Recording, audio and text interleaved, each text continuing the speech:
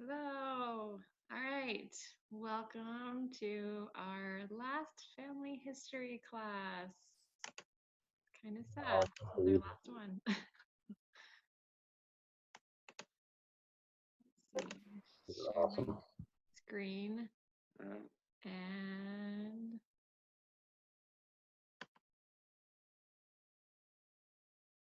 we're actually going to start off with a little spiritual thought that Brother Scott had. So, this one came out of Come Follow Me this week, and it was something I thought was really interesting as we read it. So, it talks about how, I'll just read it straight from here. The book of Helaman records both triumphs and tragedies among the Nephites and the Lamanites. Here we read about political intrigue, bands of robbers, rejection of the prophets, and pride and disbelief throughout the land. But we also find examples like Nephi and Lehi and the more humble part of the people who not only survived but thrived spiritually. How did they do it? How did they stay strong while their civilization began to decline and fall apart? The same way any of us stay strong in the mighty storm. The devil sends to beat upon us by building our lives upon the rock of our Redeemer, who is Christ and the Son of God, a foundation whereon if men build, it cannot fall. This stuck out to me because it really made me think about how, despite everything that is going on out there, we should be developing and we should be growing spiritually. We by doing our family history and by redeeming our dead, and helping out our ancestors, that can bring us a lot of the spiritual growth that I honestly think we should be experiencing while all of these things are going on. And that will help us to build our foundation strong and keep it based upon the Lord. Yeah, amen to that. And it segues right into our topic today. Our topic is on preparing and taking names to the temple. So we're going to start with that. We're going to jump over to Family Search.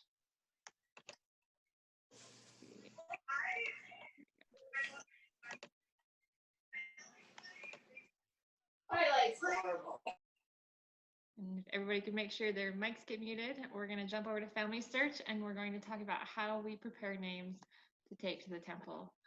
So right here on Family Search, we're going to just start off with some of the easy ways. We'll click on our temple tab right here and go to reservations.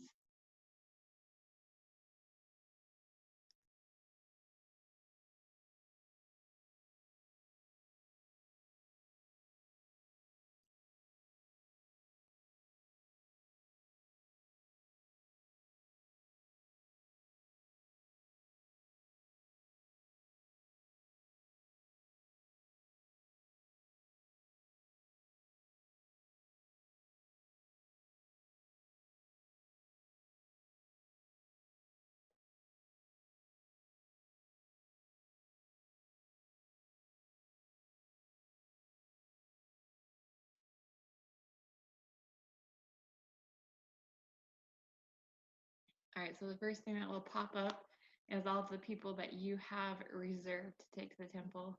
And there are many things that we can do here. We can print off the names and take the name cards to the temple. We can also just print off a code and take it to the temple and have them print off the names for us. Let's see, hopefully they'll all load for us in a sec.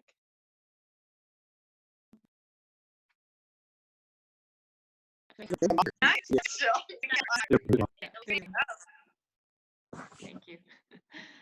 So there's the names I've reserved, and I'll tell you specifically that these first ones right here, I have not printed off yet, those ordinances.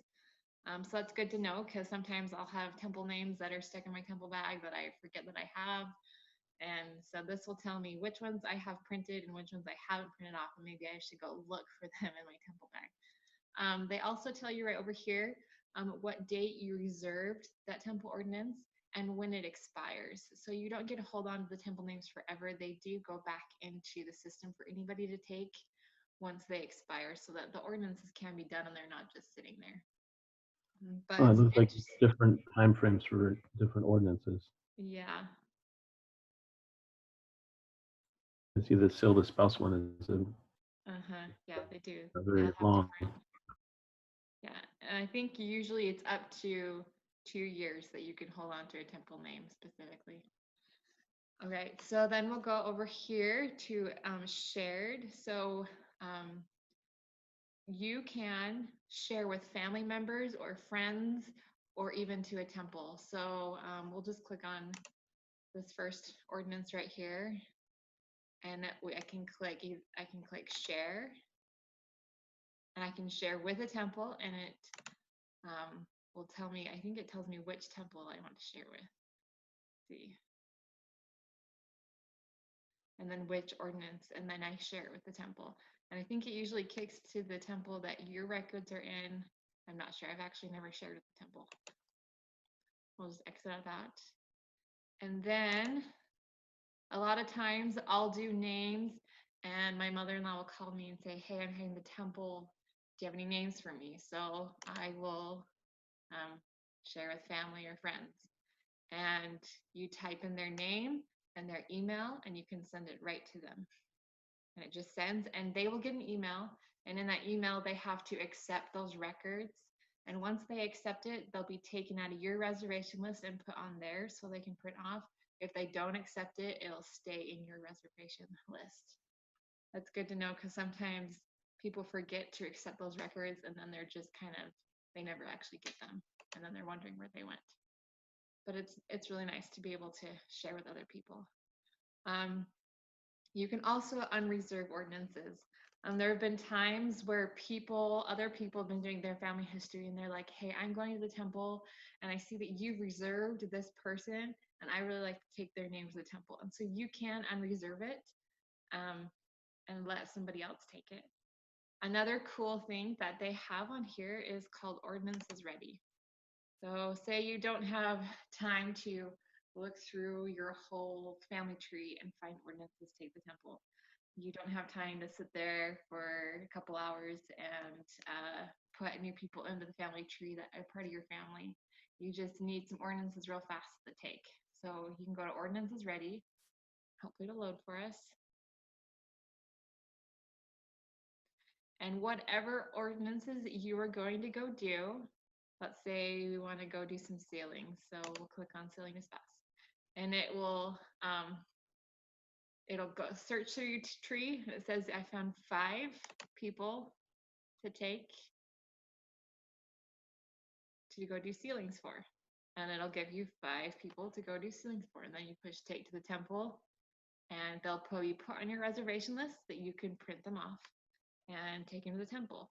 It's the same for if you need to go do baptisms, or you have a child that needs to go do baptisms. They found 4 people from my tree that need baptisms done. And they will keep it gender specific. So as a woman, as I'm in here, I will only get women names to take. And then you push take to the temple, they'll reserve it, and you print off their names, and there you go. You have names ready to go for you. So that is really nice to have, because it just generates through all of your family tree. The next thing that we're going to go over is how to find names in your family tree. Let's see. Sister Scott. Yes. So one of the things that I'd like, because I've done that before, is like you can click on that view my relationship, because before I add the name, I'll click on the view my relationships, so it takes up your tree, and you can make sure and see how you're related to it. And then I'll click it on that point. But that's a neat little feature that it just takes up your tree and shows you exactly where that relative is. Yeah, it is. It's super nice. Thank you for that, Bishop. All right, now we're going to go over to our tree and to find people in the tree specifically.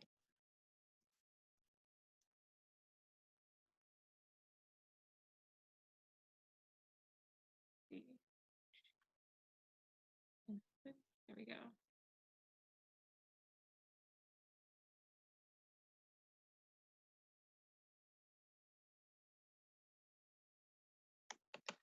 I'm going to switch out of this real fast on my pan chart.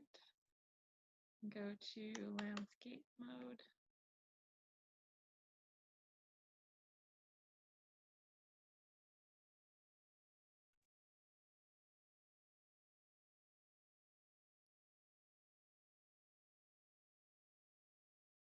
All right, so now we're gonna go find some people to take to the temple.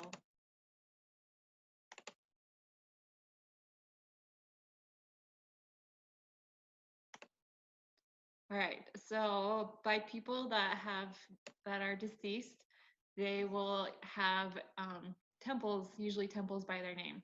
If they don't have a temple by their name, it usually means their temple work is all done. There is no temple work that needs reviewed or is in progress or completed. So green temples, like right here, mean that there is an ordinance that is ready to go, that needs to be taken to the temple and reserved and then taken to the temple.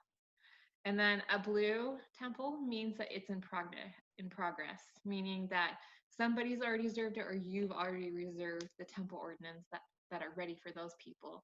And so, and let's see, let me find another one. And then there's one other temple. It's an orange temple. Let's see if we can find one. Sure, it'd be too hard there all over that.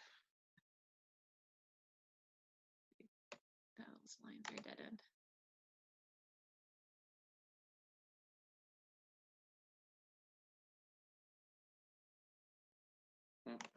There we go, right here. So this means that if you can even click on it and it'll tell you what it needs. It says usually needs more information. It comes up. Yep.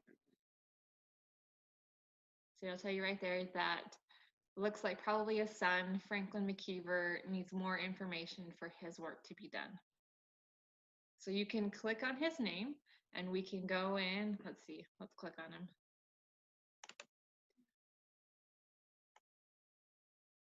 Okay, he's probably a child. So let's go here and find Franklin. There he is right there.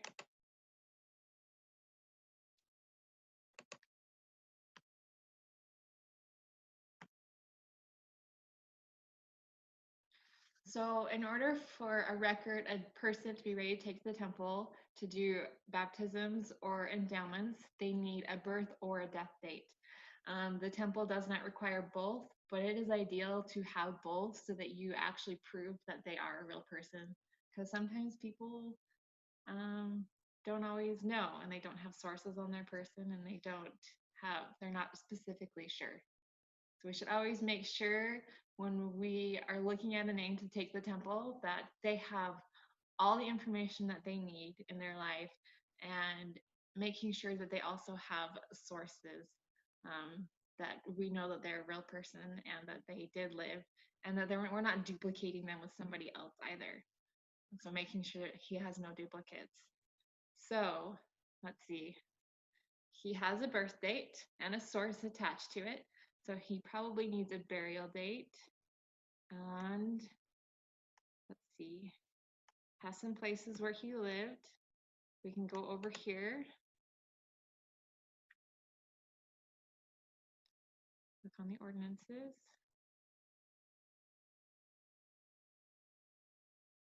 So it'll tell you exactly what is wrong and why he doesn't have a green temple yet. It says the person's records needs a standardized place of birth, christening, death, burial, cremation, or marriage event. So they need they just need it standardized. So that's super easy. I'll show you how to do that. And it's for all of them. Okay, so we'll go back over here to his details. All right.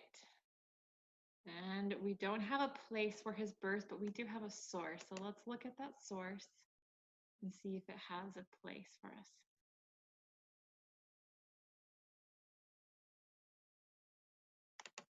We'll go.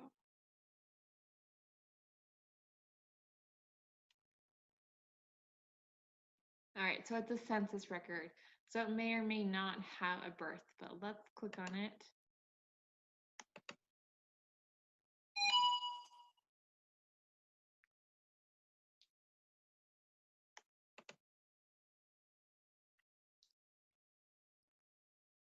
So something to look at, I just noticed, is that this is an 1870 census in Georgia, and he was born in May of 1870 is what the census record says. So, oh, here we go. Here's the information. So let's see, event place, all the information on him. So he would have been 0. So he was more or less likely, especially if his older siblings and younger siblings were born in Georgia, that he was also born in Georgia. And you should go and you should look at this record specifically, not just the index part, but the actual record, and make sure that is correct. And then we'll close out of it. And I would say because he was born in May of 1870, and let's see, let's click on it again, wait for it to load. And he had siblings that were all born in Georgia. Oh, it even says right there, birthplace, Georgia. So exit out. And then we can go to his birth and edit it.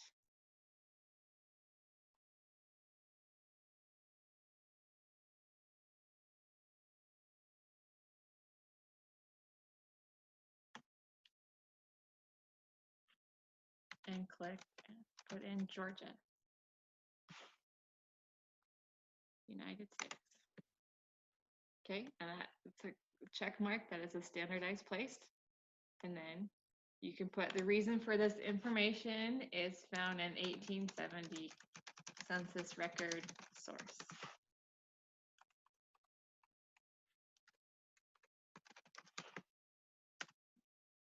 And click save.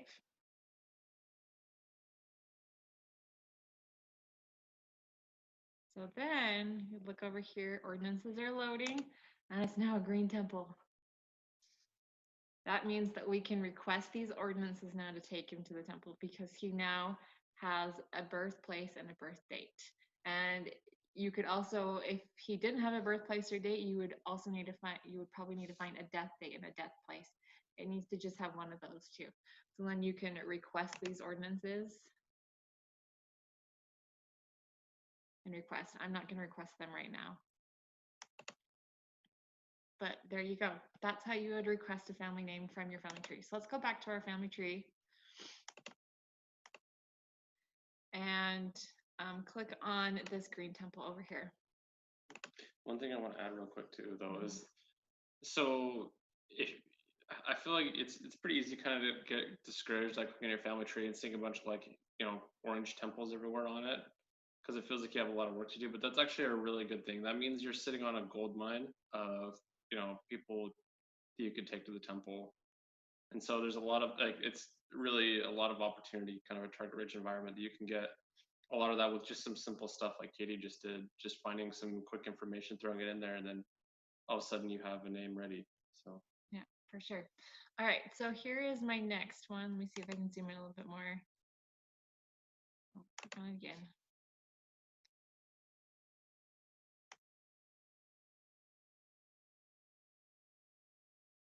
All right, so this is Jack and Lois's son, Jack Randolph Harris Jr. Now, this person was born within the last 110 years, so permission from the closest living relative is required to perform these ordinances. Okay, so I actually don't have permission right now to do these ordinances, but we can still go through the process. All right, so if the person was born within the last 110 years, you need to find their closest living relative to do their work. And then you need to come here after you put all their information and say, I have permission.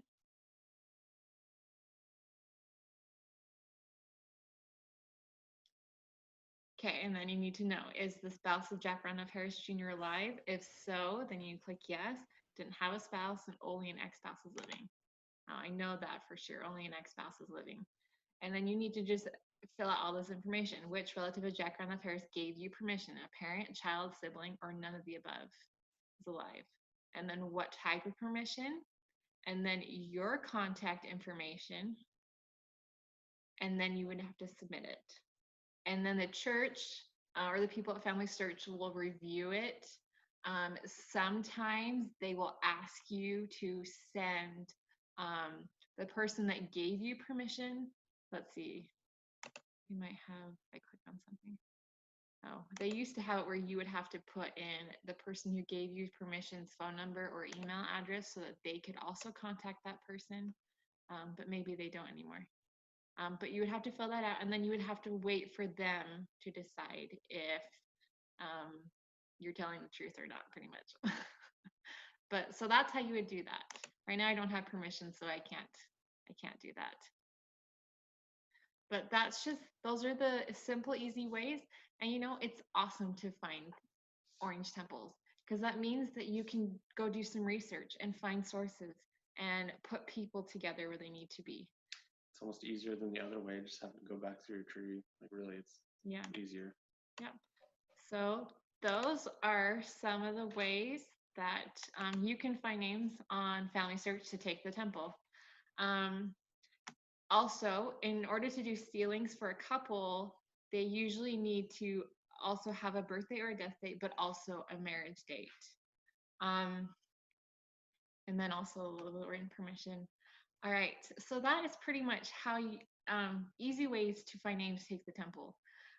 So that's kind of the end of that. Do we have any questions before I move to our next little part?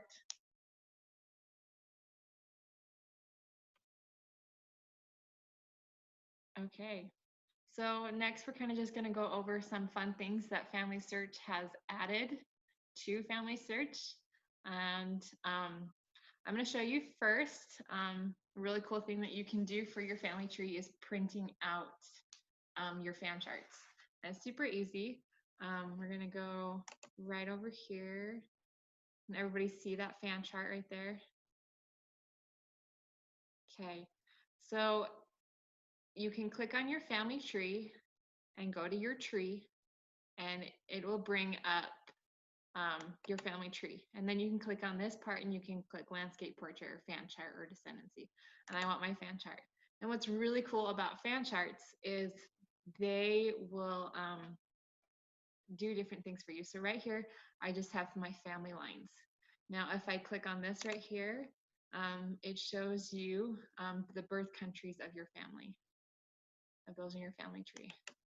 And then it has your legend over here. So those that were born in the US, in the UK, in Sweden, Denmark, Norway, Canada, Scotland, Ireland, England were unknown. And so it's super cool. You can see where your family is from. You can click on sources to see what members of your family have sources and ones that don't. So maybe some work that needs to go get done. So orange means that they have 10 or plus. The pale orange is 5 to 9 sources. Yellow is 1 to 4, and white is 0 sources. So like some of these out here, they definitely need some sources put in there. And then you can go here, like last week we talked about adding memories and stories and photos. You can see what people in your tree have stories. See, there's a few here. There's a lot more up here. I have hardly anybody on this side. And then you can click here and see what people in your family tree has photos added to their profile. A lot more on this side of my family tree. This is my LDS side. My dad's a convert. This is his side. So more work has to be done here. And then you can also see research helps. So it says there's issues with this one. This one has some suggestions. All these ones are good though. And then you can also do it by ordinances.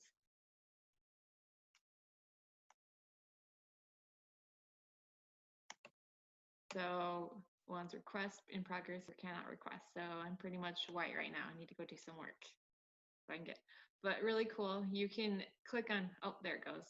So ones that cannot request because these are living people. That one needs work.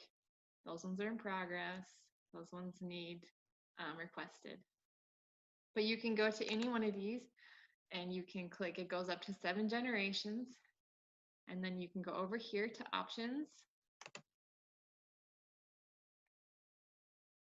And then you can take away the colors or leave the colors. It depends to you. And you can click print. Now you can click print and save it on your computer and then download it to a flash drive and take it to Costco or Staples or wherever and have them print out a big one for you, or you can just print it on your home computer. So it's just kind of fun to be able to like have it printed off on a piece of paper to see it or even display it. Super cool. Another thing the church just came out with, we're going to go over here back to the Family Search homepage. They just put a thing on here called keepsakes. And it's another way to kind of showcase your family history. And they have print offs, and they're very pretty designs that you can do. Let's see if it'll load.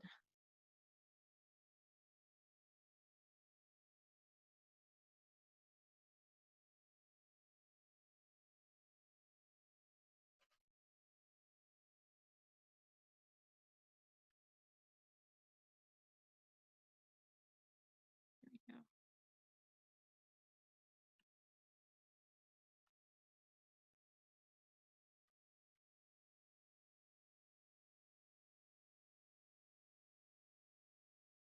Oh, maybe it'll load first, maybe it won't. Okay, so if you scroll down after your to-do list, wait for this, click next right here. There are little ads for things, and it's called your family tree keepsake. And click on get keepsake.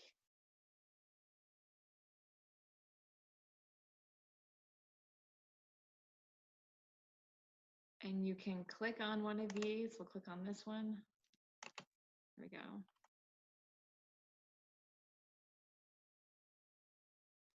And they will put a little your family tree together, and you can do it in different designs. You can include your spouse's name, your spouse's tree, and your children, or take them out.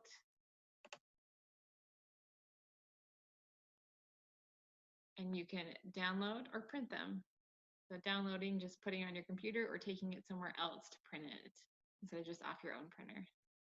And then, so there's that for you, which is just kind of fun and cheesy, but it's cute. All right, so the next part is just activities, especially for if you want to get your kids or grandkids involved in family history, or even yourself, of just doing something fun in it, which I think all of it's fun, but sometimes you need a brain break from all the research. But they have this activities tab up here, and it has so many things that you can do, especially for a family home evening night or for at-home church, whatever. There you go. So there's so many. Where am I from? All about me. Compare a face. Record my story. Picture my heritage. In-home activities. Ancestors' headstones, where they're at in the world. An ancestor challenge. It's like a quiz game, like a Jeopardy game, which is really fun. Finding your ancestors in historical records, World War I service records, ancestors in temples, pioneer ancestors, Nauvoo women in the church, missionaries, Joseph Smith papers, World War II, World War I draft cards. So we're just gonna pick one. We can do, where in the world did you come from?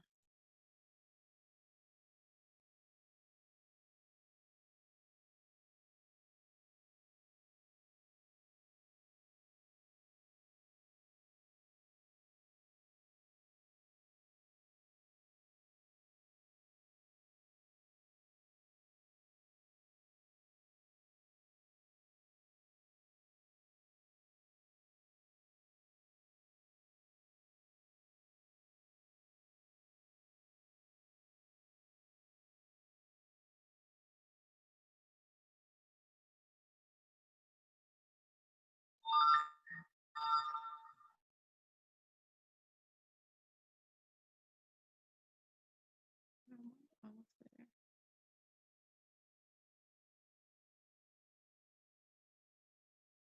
Okay, so right here it shows you how many people were born in different places, and you can we can go down of how many generations we want. Let's just go down to 3. And there's where a lot of my people live, and you can get closer to it.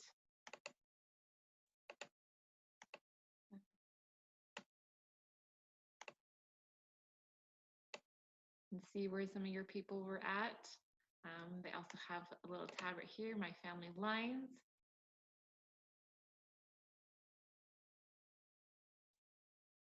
So you can click on a parent, click on my dad. And then, so we went from Idaho to California.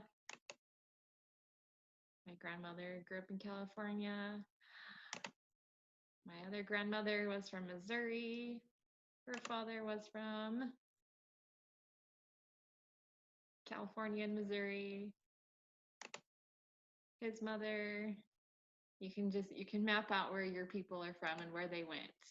It's really fun. And here's another one, my heritage.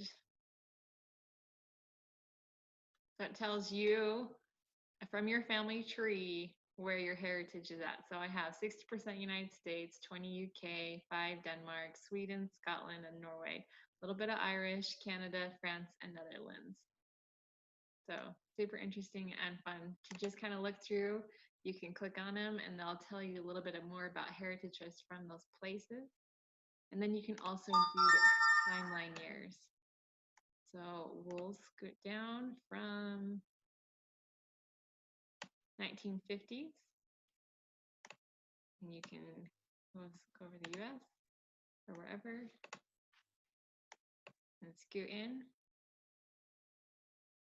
and see what people, where they're from.